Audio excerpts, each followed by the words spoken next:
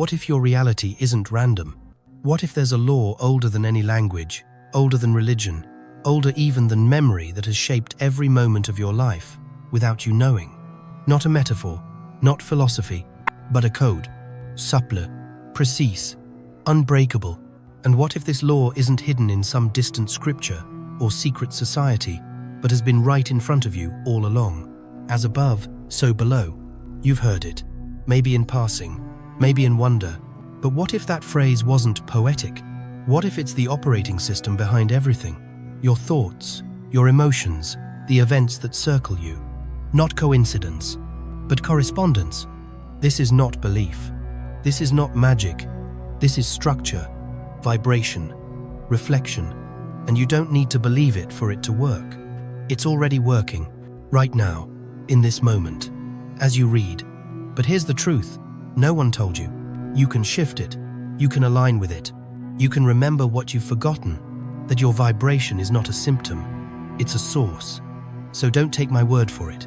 Test it, feel it, experience it, because once you do, you'll never see reality the same way again. There's a reason that a single phrase, just 7 words long, has survived thousands of years while empires fell and names were forgotten. As above, so below. You've likely heard it before, maybe whispered in a documentary, printed in a mystical meme, or spoken as if it were nothing more than an esoteric proverb. But what if it isn't a metaphor at all? What if it's a map, not a map of geography, but of reality itself, a guide written in plain sight, encoded with a frequency you don't just read, you feel? This wasn't meant for the intellect. It was meant for the part of you that remembers. The one who carried this message wasn't trying to convert anyone. He didn't build temples or carve commandments into stone. He didn't ask to be worshipped. His name was Thoth, and later, Hermes Trismegistus. He existed somewhere between myth and memory, between history and hologram, and rather than speak loudly, he wrote quietly, leaving behind the emerald tablet like a tuning fork placed gently on the table of human consciousness. It was never about religion. It was about resonance. Thoth understood something modern science is just beginning to name, that every part of the universe is echoing itself, that the patterns in the stars are not just beautiful, they are instructions, that the same spirals that shape galaxies also shape your DNA, that the rhythm of your thoughts mirrors the circuitry of the cosmos. He wasn't talking in riddles. He was pointing to a truth so profound, so obvious, we forget to see it, that what happens out there begins in here. And if the outer world feels chaotic, fragmented, unkind, perhaps it's not the world that's out of order, perhaps it's the signal we're sending. You don't have to believe this. Thoth never asked for faith. He simply invited us to test it, to notice what happens when our thoughts, emotions, and actions come into alignment, when the vibration we emit internally begins to match the life we're longing to live externally. It's not magic, it's mirroring. This is the foundation of what we now call vibrational coherence. It's not a new age trick, it's ancient science. The kind that doesn't need approval because it's already alive in your biology. When your inner world becomes tuned like an instrument that finally clicks into pitch, everything outside of you begins to respond.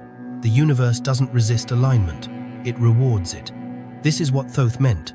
Not that the heavens control the earth, or that your fate is written in the stars, but that the pattern above and the pattern below are part of the same song, and you, dear one, are a note in it, a living, breathing resonance, a mirror reflecting the sky. So when you repeat the phrase, as above, so below, you're not quoting a philosophy. You're remembering your place in the design. You're not just part of the universe. You are its echo. You are its engineer. And the moment you begin to tune your vibration, the world around you will recognize its own reflection. Not because you forced it, because you finally remembered who you are. There's a kind of silence that exists underneath history. It doesn't speak in words, but in patterns repeating, echoing, humming just beneath the surface of things. And if you learn how to listen, not with your ears, but with your being, you'll notice something strange, that ancient civilizations, long separated by land and language, were somehow whispering the same truth. They didn't call it the same thing. They didn't need to, because when something is true enough, it doesn't need a name, it leaves a fingerprint. In the high Himalayas, the Vedic sages spoke of Tat Tvamaz, you are that. not in theory, not as a comforting phrase, but as an undeniable truth, that the one who watches and the one being watched are the same, the seer and the seen, the source and the form. Far west of there, under the shadow of pyramids, the Egyptian initiates said it differently.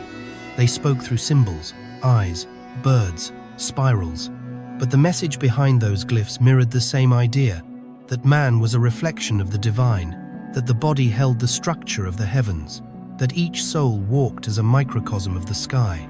And deeper still, in the mystic corridors of Kabbalah, Jewish mystics mapped the tree of life, 10 emanations from the infinite to the material, a descent, a ladder, a mirror. What's above cascades downward, not to dominate, but to correspond. The same light refracted through layers of experience. India, Egypt, Mesopotamia, Greece, the Mayans, the Taoists, they weren't copying each other. Many of them had no way of contacting one another, and yet, like stars aligning across a dark sky, they pointed toward the same law. The outer is not separate from the inner. What we call reality is not out there. It is the projected image of a shared vibrational field, the mind of the cosmos expressed in fractals, across time and species and bloodline. And here's the question. If cultures separated by oceans, by centuries, by worldview still landed on the same pattern, what does that tell us? That maybe the truth isn't hidden. Maybe it's just quiet. Too quiet for the loud minds of modern life to hear. Maybe truth doesn't demand attention. It simply waits for you to become still enough to recognize its voice. Because there's a kind of truth that doesn't age. It doesn't belong to one people or one text. It weaves itself through all teachings, all bodies, all breath. You've seen it before. In sacred geometry, in music, in dreams. And every time you hear the phrase, as above, so below, something in you pauses. Not because it's new, but because it's familiar. You don't have to study Kabbalah or Sanskrit to understand this. You only need to notice the way your breath matches the tide, the way your heartbeats mimic the rhythm of falling rain, the way grief and joy speak the same language across generations. What if what you've been searching for, alignment, peace, presence, has been speaking to you this whole time, not in English or Hebrew or hieroglyphs, but in symmetry, in reflection, in feeling? You don't need more answers. You need to recognize the patterns. And maybe, just maybe, the voice you've been waiting to hear isn't far away at all.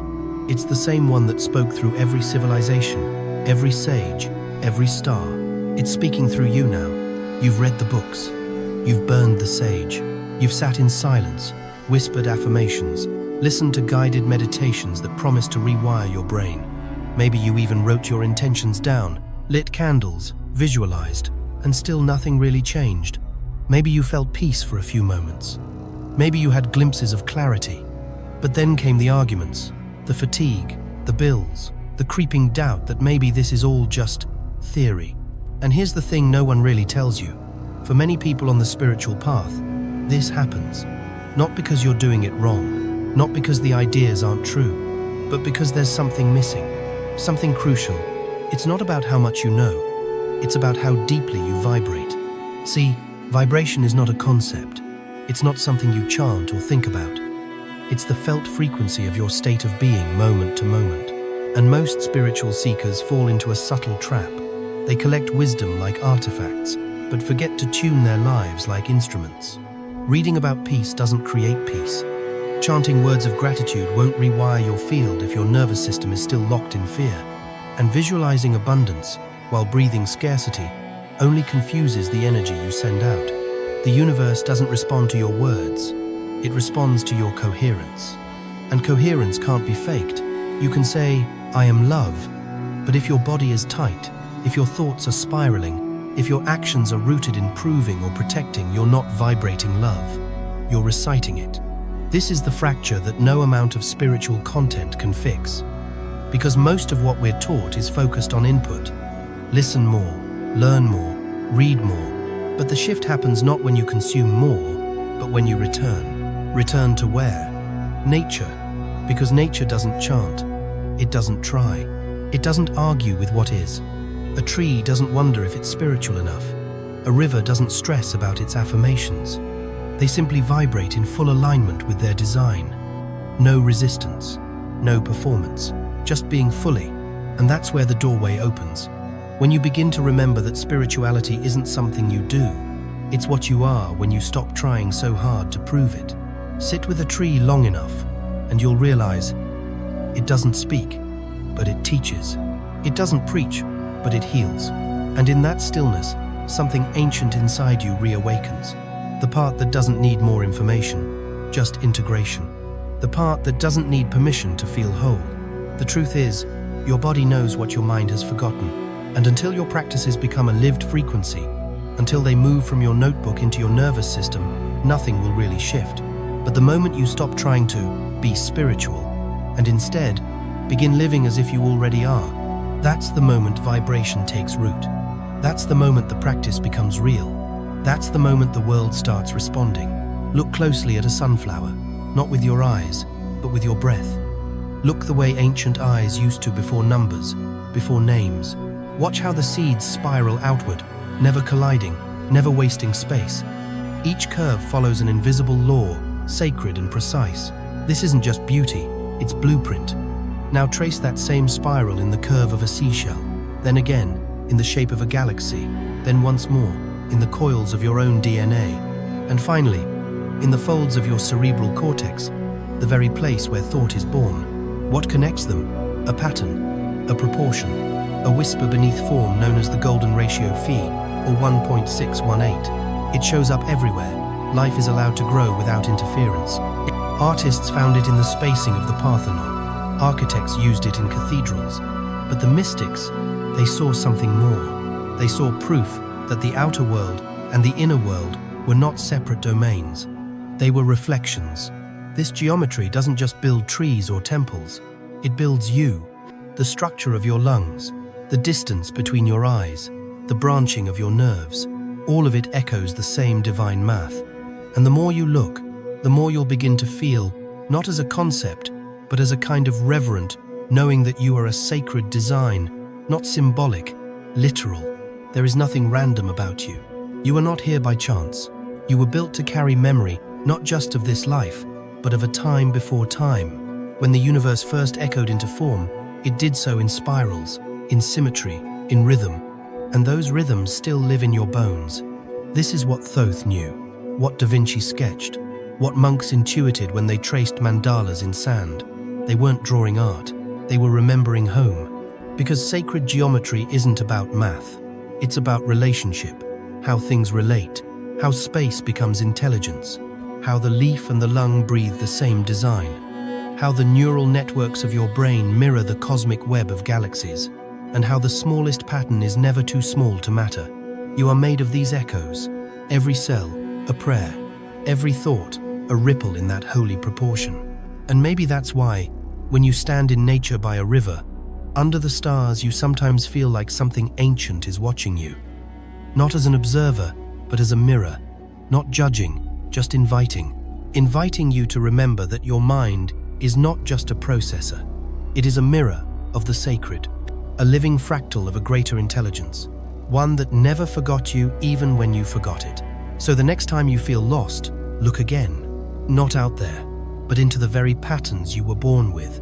Because the truth is, you've been sacred this whole time. You just needed to remember the shape of your own soul. It's easy to want something. We do it all the time. I want peace. I want abundance. I want healing. And we believe, often with the best intentions, that if we just say it often enough, if we speak it, write it, vision board it, it should come, right? But then nothing changes. Or worse, life pushes back, hard. And that's when the doubt creeps in. Maybe I'm not doing it right. Maybe I'm blocked. Maybe this whole thing doesn't work. But what if the issue isn't with your desires at all? What if it's with your signal? Because here's the truth, no one really talks about. You don't manifest what you want. You manifest what you are. That's the law of correspondence. As above, so below. As within, so without. But it's more than a poetic phrase. It's a reflection principle. The universe doesn't speak English. It speaks vibration. And it listens not to your words, but to your coherence. Wanting abundance while vibrating scarcity doesn't confuse the universe. It simply reflects scarcity back to you, because that's the frequency you're tuned to. You can say, "I am enough," 1,000 times. But if your nervous system is gripped by unworthiness, if your actions are shaped by fear, your field still sings lack. Reality is not being cruel. It's just mirroring what it receives. This is where the law of resonance steps in. Unlike the law of attraction, which centers on what you wish, resonance deals in what you maintain. It's not about a moment of positive thinking, it's about your energetic baseline. The pattern you loop in when you're not trying to be spiritual, the emotion that lives in the background, that's what sets your magnet. Think of it this way. Your vibration is like a radio signal. You can write, "I want joy," on every wall in your house. But if your dial is still tuned to the frequency of pain, joy can't reach you. Not because it's not there, but because you're not a match. This isn't about blame, it's about agency.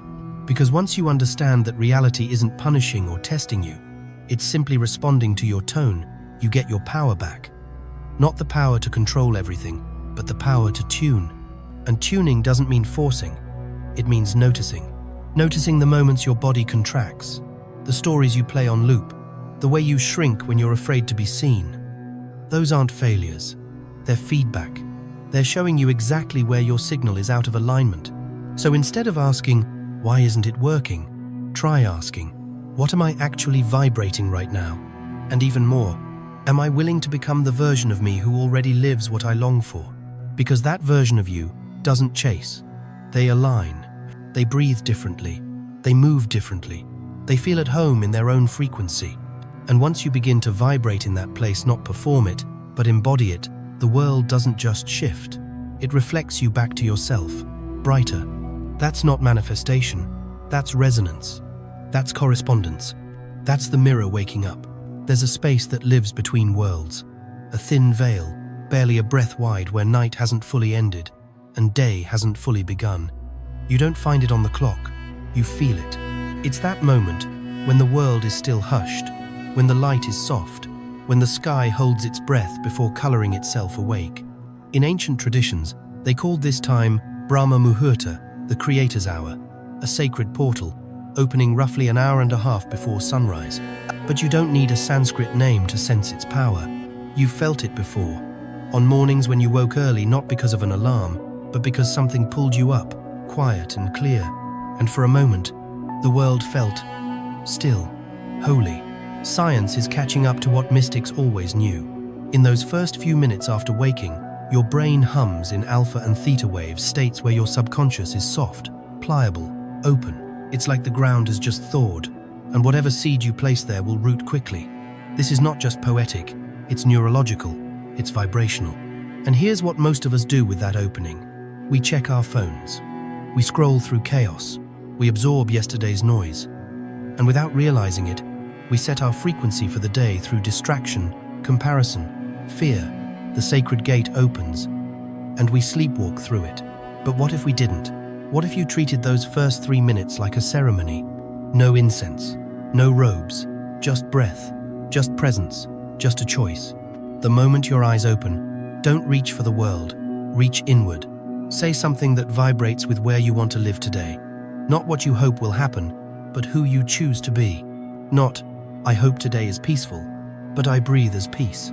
Not, "Please let things go right," but "I align with the rhythm already unfolding." You don't have to believe it fully yet. You just have to speak it from stillness. Feel it in your chest. Let it echo in the silence between your thoughts. Because the vibration you set in those early moments doesn't just affect your mood. It ripples through your day like a tuning fork. Conversations shift, reactions soften, ideas land. You begin to create instead of react. This is not about controlling life. It's about composing it. Every morning, you stand at a gate, and no one else can walk through it for you. No guru, no app, just you and the reality you're choosing to step into. 3 minutes, that's all it takes. 3 minutes to become the guardian of your field, the keeper of your tone, the architect of how the day will meet you. Because reality isn't waiting for permission, it's waiting for resonance. And dawn is your cue. There are days when everything you've practiced feels far away, when the breath doesn't reach, when the light you once touched feels dim. When you look around and wonder if all this vibration talk still matters, when life gets loud, sharp, unkind, this is the part no one posts about. When your frequency gets tested, not in a meditation circle, but in real time, in a hallway argument, in the silence after someone ghosts you, in the moment you open a message that breaks something inside. And yet this is the sacred moment, the one the ancient mystics whispered about. Not the moment you chant in stillness, but the one when life presses its finger into your wound and waits to see what you'll echo back. Kabbalists called this the mirror of the soul, that every person you meet, especially the ones who stir your pain, are reflecting something you haven't healed yet. Carl Jung said it another way: everything that irritates us about others can lead us to an understanding of ourselves. This doesn't mean others are right, or kind, or justified. It means that life has a way of holding up mirrors when you're ready to see. When someone triggers you, you're being shown a frequency still living inside you, a frequency you might have thought you'd outgrown. But vibration doesn't lie. It lingers until met, until breathed into, until retuned. And here's where most of us go into war. We defend, we collapse, we match the low tone, we try to fix them, or fix ourselves, or numb it all into silence. But what if you didn't? What if just for a breath you paused? Not to judge, not to analyze, but to witness, to feel the pull downward and choose, softly, not to follow. This isn't suppression, it's stewardship. You're not denying your pain. You're choosing not to build your house there. Because your vibration isn't supposed to be perfect. It's supposed to be consistent, resilient, responsive, and most of all, chosen. When you hold your field steady in the face of turbulence, something incredible happens. The energy trying to pull you under loses its grip. The chaos around you begins to unravel, because it can't anchor itself to a steady signal. That's power, quiet, grounded power.